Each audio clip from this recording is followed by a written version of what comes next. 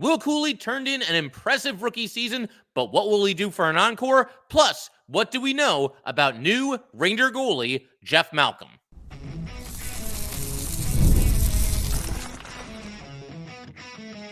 You're Locked on the New York Rangers, your daily podcast on the New York Rangers. Part of the Locked On Podcast Network, your team every day. Welcome back, Blue Shirts fans, to episode number 1130 of the Locked On New York Rangers podcast. I'm your host, John Chick. So I want to thank you guys, as always, for making Locked On New York Rangers your first listen every day. We are free and available on all platforms, including YouTube. And today's episode of Locked On New York Rangers is brought to you by FanDuel. Now through September 22nd, all FanDuel customers can bet $5 and get a 3-week free trial of NFL Sunday Ticket from YouTube and YouTube TV. Visit FanDuel.com/LockedOn to get started. And we are, of course, part of the Locked On Podcast Network, your team every day. So going to go ahead, continue our offseason series here for the everydayers. You guys know we do this every single offseason. We basically go through the New York Ranger roster, look at the best case scenarios and the worst case scenarios for every player that we expect to be out there on opening night. And for today, we're moving along to the third line now, or at least what we project will be the third line. And we're going to start on the left wing, and that's going to be Will Cuylle. And as always, we'll go ahead, get the worst case scenarios done with first, move on to the best case scenarios. Always like to end on the positive. So worst case scenario for Will Cuylle. And it's not easy to come up with a lot of things for Will Cuylle here just because he was such a consistent, steady rookie player that you just expect him to get better next season. But with that said, I think in a worst case scenario for Will Cuylle, there could be a situation where he ends up getting stuck on the fourth line. I mean, I say stuck. I don't really mean it like in a bad way or anything like that. And certainly Will Cuylle plays a physical enough brand of hockey where, you know, he would not be out of place on the fourth line. And in fact, we saw Will Cuylle from time to time last year go out there on the fourth line for the New York Rangers. So it's not like it's a role that he can't handle. Again, you know, his physicality, that would allow him to be an effective fourth line player. But if there's somebody like, you know, say Brandon Othman, maybe even Brett Berard, if one of those guys makes the team, then I do start to wonder if Will Cuylle would be the guy that would sort of be the odd man out of the top nine. Because when you look at the rest of the top nine, all the other spots are pretty much spoken for. I mean, you got to figure probably to start the season, top line right wing, it'll probably be Riley Smith. If it's not him, it'll be Capo Caco. And whichever player does not get that spot will probably be the third line right winger. So neither one of Smith or Caco, I think, is going to be out of the top nine. And then if Philip Hedl is healthy, you know, he'll be your third line center.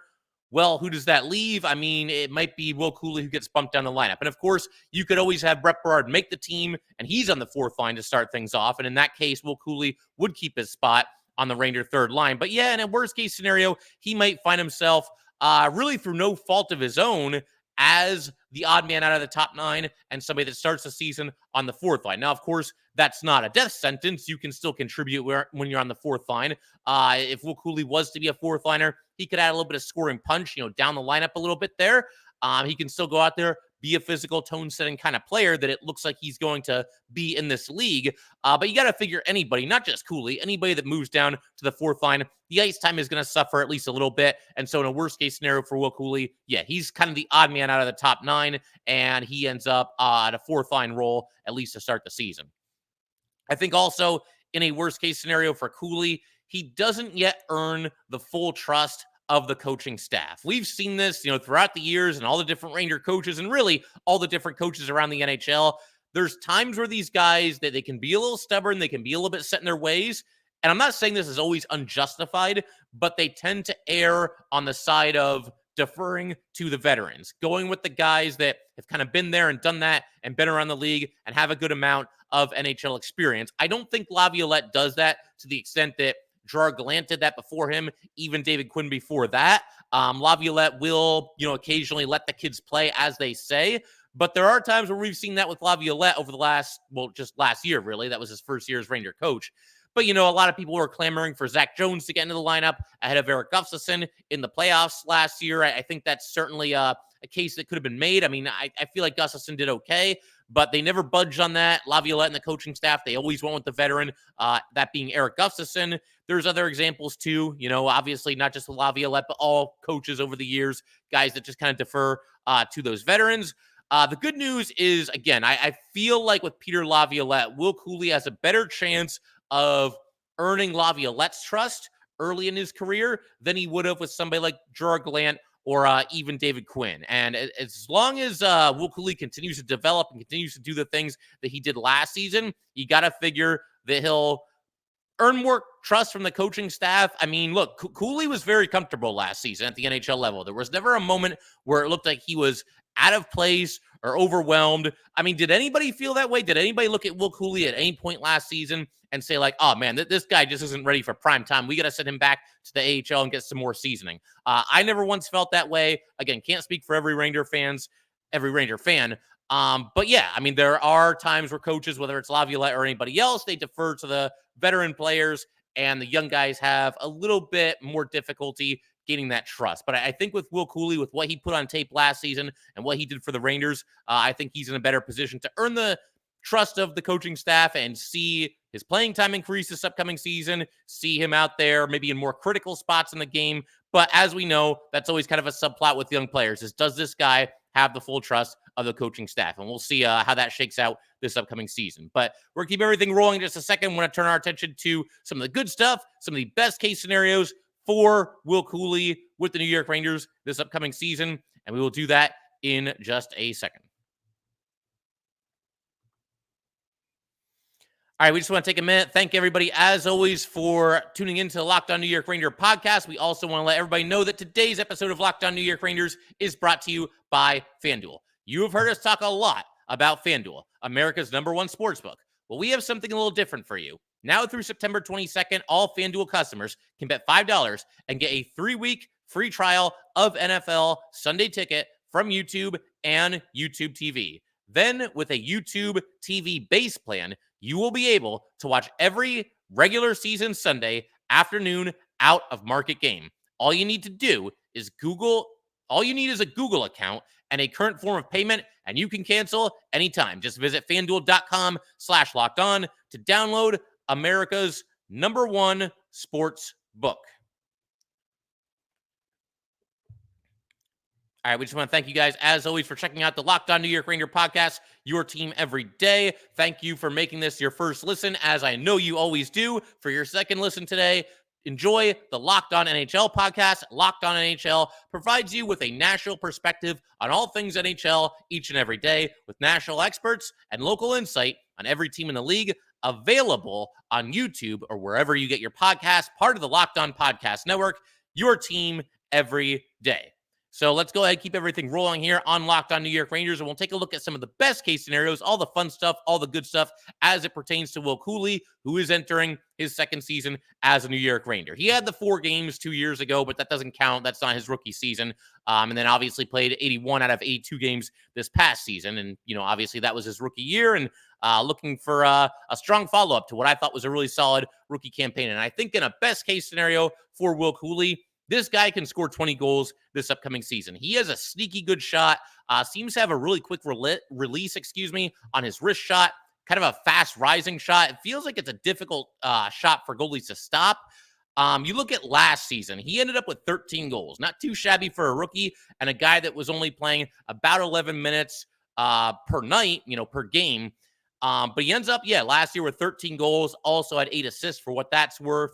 And he did all of that. All those points came while he barely played at all on the power play. Only one of his 13 goals occurred on the power play. Only one of his 8 assists occurred on the power play. And he could be in line for more special teams time this season. More on that in just a second.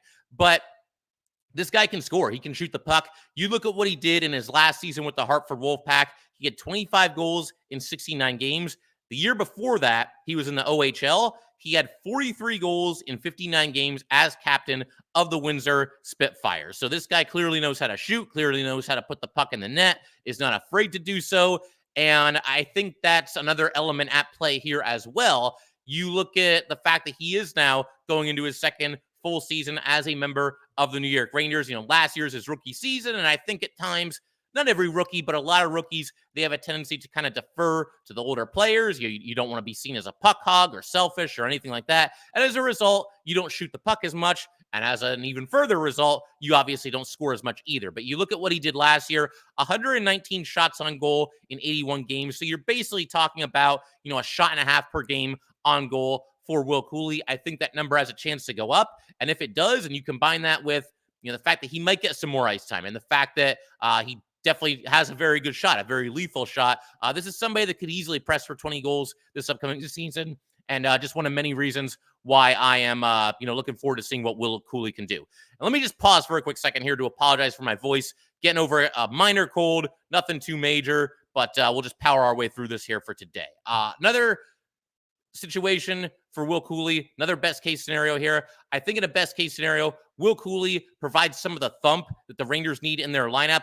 Last season, and keep in mind, he only averaged 11 minutes and 8 seconds of ice time per night last season. He ended up with 249 hits in just 81 games. So this guy's going out there and he's taking the body and he's throwing his weight around, and that's awesome to see. And as we know, the Rangers, they could use a little bit more. I mean, I do think their physicality gets underrated by a lot of Ranger fans from time to time, but you could always use a little bit more of that. And I think Will Cuylle, there's certain players on this team where you're not going to expect a ton of physicality.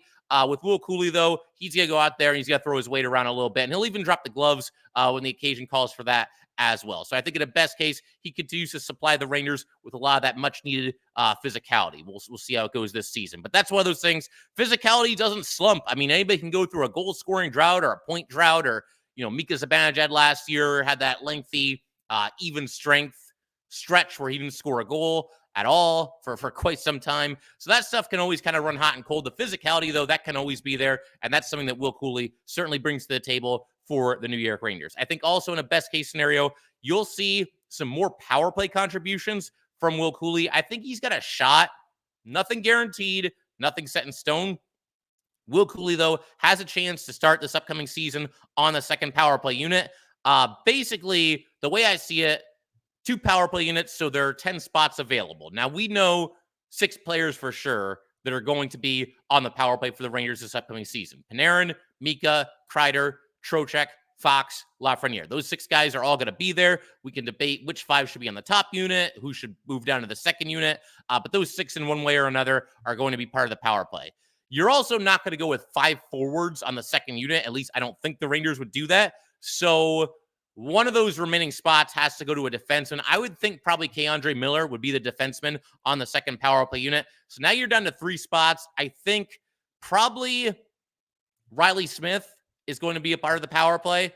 I would throw Filipino out there as well. And now you're down to 1 spot. So you could go with another defenseman. You could put Zach Jones out there if you want. If you want to go with Capo Caco, you can give that a shot. Maybe put Caco out there on the second power play unit.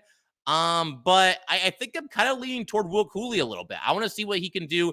I mean, the Rangers' second power play unit doesn't play all that often. It feels like, the top unit will be out there for a minute 20, a minute 30, even a minute 40. And then by the time the second unit goes out there, they don't even have time to gain the zone, get anything set up. So, yeah, I mean, Cuylle, to me, he'll be a part of the second power play unit in a best case scenario. No guarantees that that's what they do. I'm honestly kind of thinking about it right here. I feel like you'll probably see Capo Caco as the 10th power play member of the New York Rangers, at least to start the season. But I wouldn't mind seeing Will Cuylle get a chance. And you got to figure, even if he's not part of the second power play unit to start the season, that he'll be waiting in the wings. He'll be one of the first couple of guys that the Rangers look to if they want to make a change on the second power play unit. And like I said, he had very limited chances last year. 1 power play goal, 1 power play assist. But I look for those numbers to go up, and hopefully he gets the opportunity to do exactly that.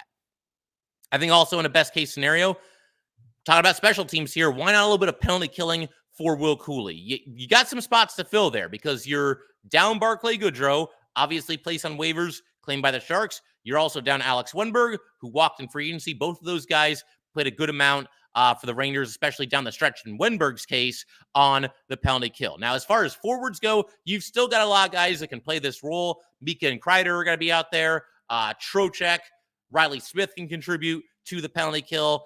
Sam Carrick, who just came over via free agency, he'll be out there. Jimmy Vesey as well. So those might be like kind of the go-to 6 forwards to start the season as far as the PK is concerned. But you never know when you're going to need somebody. I mean, not everybody's going to play all 82 games. There could be an opening there. And let's go ahead and get Will Cuylle for it. As I mentioned before, this kid never looked overwhelmed or out of place in the NHL. I think it's time to expand his role a little bit. And I think if I'm the Rangers, one of the things that I'm definitely going to do is get him involved in the PK in the preseason. That's the time to do it. You've got 6 games. Will Cuylle's young. Throw him out there for like 4 preseason games. Get him involved in the PK and see if that's a role that he can handle, come regular season, maybe even postseason as well. I think also in a best case scenario for Will Cuylle, maybe he gets a shot with Mika Zibanejad and Chris Kreider. Now, there's other people, as I've mentioned, that I think are probably going to get the first look there. I think Riley Smith will get the first chance. If he falters, if it doesn't work, if you just need a shakeup, maybe Capo Caco gets another chance there too. But the more I think about it, the more I like the idea of one of the young players playing with Mika Zibanejad and Chris Kreider. I know Will Cuylle's a left winger. You'd have to have him switch sides, but that's, doable. There's always a way around that. You could even have Kreider switch sides if you'd like. But yeah, I mean, one of those young players that kind of bang around the boards, go in there aggressively on the forecheck, do some of the dirty work for the Mika Zibanejad, Chris Kreider line, and just give that line kind of a shot of youth, so to speak. The more I think about it, the more I kind of like that idea. I'm still going to start the season with Riley Smith at top line right wing with Mika and Kreider if it's up to me. It's not up to me, obviously, but that's what I would do to start the season. But Will Cuylle, I feel like he's one of the only Ranger wingers that didn't at one time or another last year get a chance with Mika and Kreider. He might have been with them very briefly for a couple of shifts here and there, but he didn't get much, run, if any, last season with those two. So the way I see it, he should be in the running for it just as much as anybody else. And in a best case scenario for Will Cuylle, he gets that opportunity and he takes advantage of it. So going to keep everything rolling in just a second here. I want to shift our attention to the new Ranger goalie coach. Benoit Allaire is going to be taking a step back, and Jeff Malcolm is now in officially as the new goalie coach of the New York Rangers. What do we know about him? Is it a good fit? We will talk about all that in just a second. All right, we just want to take a minute to let everybody know that today's episode of Locked On New York Rangers is brought to you by eBay Motors. Passion, drive, and patience. The formula for winning championships is also what keeps your ride or die alive. eBay Motors has everything you need to maintain your vehicle and level it up to peak performance. Superchargers, roof racks, exhaust kits, LED headlights, and more. Whether you're into speed, power, or style, eBay Motors has got you covered. With over 122 million parts for your number one ride or die, you will always find exactly what you're looking for. And with eBay Guaranteed Fit, your part is guaranteed to fit your ride every time or your money back. Because with eBay Motors, you are burning rubber and not cash. With all the parts you need at all the prices you want, it's easy to make your car the MVP and bring home those huge wins. Keep your ride or die alive at ebaymotors.com. Eligible items only. Exclusions apply. eBay Guaranteed Fit. Only available to U.S. customers. All right, let's go ahead and keep everything rolling here on Locked On New York Rangers. Figure we can wrap it up and call it a day here by talking about an important move as it pertains to the Ranger coaching staff. As I mentioned just a second ago, Benoit Allaire, long-tenured, legendary goaltending coach for the New York Rangers. He's going to be taking a step back. He will still have a role in the Ranger organization, but it's going to be Jeff Malcolm stepping in as the new goalie coach of this team. And it's nice because the Rangers kind of promoted from within here. Malcolm was the Wolfpack goalie coach for each of the past couple of seasons here. And the new Wolfpack goalie coach, there's kind of a ripple effect here, right? Malcolm moves up from the Wolfpack to the Rangers. That means you need a new Wolfpack goalie coach, and that's going to be Brendan Burke. We'll talk about Burke a little bit more in a future episode. Want to give both these guys, their chance in the spotlight. But let me just say, before we go a second further here, it is a little bit sad, a little bit bittersweet to see all of these Ranger legends, kind of move on from the team. I mean, you look at, there's 3-1 here. Just this past year, it was Jim Ramsey. He was the trainer for about 30 years. We still don't know the full story there as far as what exactly happened. I mean, there's rumors of there being some kind of a rift between him and Chris Drury. Not 100% on that. It's one of those things we'll just have to wait and hear the full story and hear both sides of the story if it ever does come out. But one way or another, Jim Ramsey was here for 30 years, did an amazing job in his role, and is now no longer with the team. And then, of course, it wasn't, more than a week or two ago, we got the announcement that Sam Rosen, this is going to be his last season as the announcer of the New York Rangers. And as I mentioned when we did our Sam Rosen episode, the fact that we know about it going into the season, that helps a little bit. We get the farewell tour for Sam Rosen. We all understand that this is the end. But now it's Benoit Allaire, and it is sad, because all three of these guys in very different, roles. You've got a trainer, you've got an announcer, you've got a goalie coach, but all three of them excel at their position with this New York Ranger team for a very, very long time. And that's pretty rare. I mean, not even just in hockey, just in society, for somebody to stay in their position in the same exact, title and line of work for as long as all three of these individuals did. But now you've got, again, Benoit Allaire moving on. I believe he's now 62 years old. He was hired by the Rangers in 2005. All the different head coaches, Tom Rennie, John Tortorella, AV, David Quinn, Gerard Gallant, and now Peter Laviolette. 6 different head coaches. And usually, when a coach gets fired or moves on for one reason or another, usually you get an entirely new coaching staff. But every single one of these coaches, and I guess probably the front office as well, knew what they had when it came to Benoit Allaire. And yeah, okay, maybe we're moving on from the head coach. This guy's going to stay in his role, though, because he's that good, and there's no reason that he shouldn't be here. So that's very impressive in its own right. But yeah, there have been reports that Benoit Allaire was willingly lessening his role with the team over the past couple of seasons, that he was going to gradually step back. And as I mentioned, he is still going to be employed by the Rangers going forward as the director of goaltending, but just won't be doing as much of the day-to-day stuff. I would imagine that probably also means that he won't be traveling with the team as much either. But yeah, I mean, you look at all the work that he's done. Obviously, the guys that really stand out are Igor Shesterkin and Henrik Lundqvist, turning those guys from mid to late round draft picks into, in Lundqvist's case, a legendary goalie. And Igor, if he keeps going this way, he'll be a legendary goalie in his own right as well. But, I mean, you look at guys like, Cam Talbot, Antti Ranta, Alex Georgiev, even Jonathan Quick this past season, kind of having a career resurgence in his late 30s. All these guys give props to Benoit Allaire for all this. Cam Talbot once said something like, "I owe my NHL career to Benoit Allaire." And I mean, that is high praise. That's not something that you just say for the sake of saying it. But again, it is cool that he's going to be around in some capacity. Just a little bit bittersweet that he is on his way out, or, at least very much lessening his role with the New York Rangers as we go forward. But as for Jeff Malcolm, the guy taking the place of Benoit Allaire and stepping in to that spot on Peter Laviolette's coaching staff, Malcolm has been in the Ranger organization for 6 years now. The last 3 seasons, he has been the goalie coach of the Hartford Wolfpack.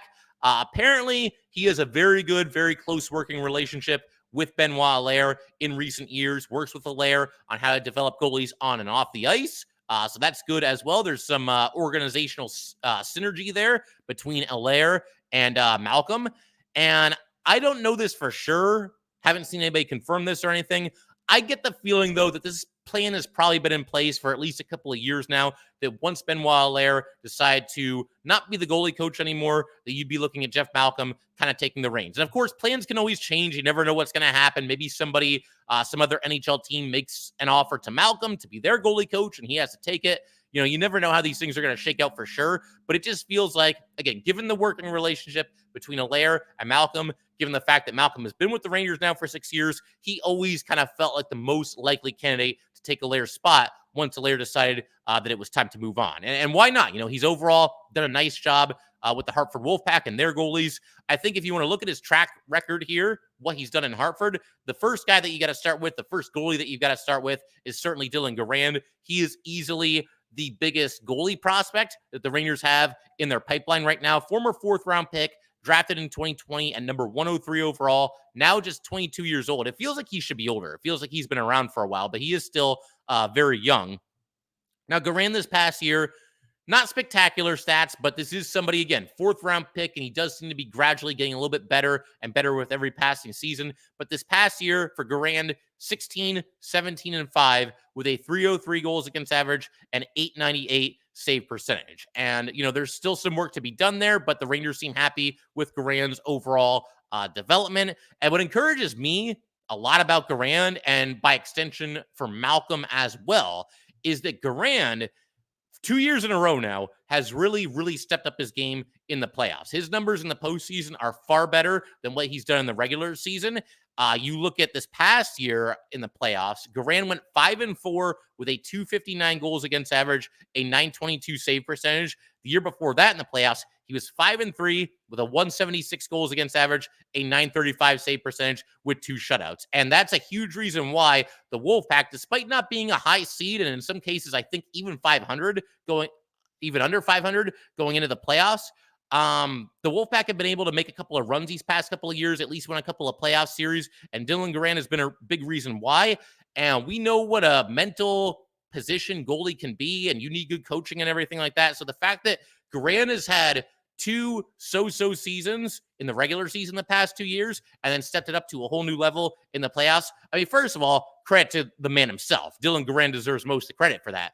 But I think having a good goalie coach can really help you in a situation like that too. And Jeff Malcolm, in one way or another, through conversations, whatever drills he has him doing, preparation, whatever it might be, Malcolm has made sure that Dylan Garand is ready to go in the playoffs. And as I mentioned, Garand, and I think, again, by extension, Malcolm, big reason why the Wolfpack have been able to, eliminate a couple of teams out of the playoffs this past couple of years. I think somebody else that we got to look at as it pertains to Malcolm's track record with the Hartford Wolfpack, the veteran goalie down there, and that would, of course, be Louis Domingue. Now, we saw Louis make a spot start for the Rangers this past season. There was a situation where Igor and Quick were both dealing with some minor injuries at the same time. Louis Domingue got the start for the Rangers, got the win, stopped 25 of 26 shots.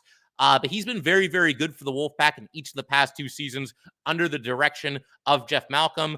Last year, Domingue was 16-8-4 with a 266 goals against average, a 909 save percentage. The year before that, 22-12-8 with a 251 goals against and a 911 save percentage. So overall, mostly good results from the Wolfpack goalies in Hartford.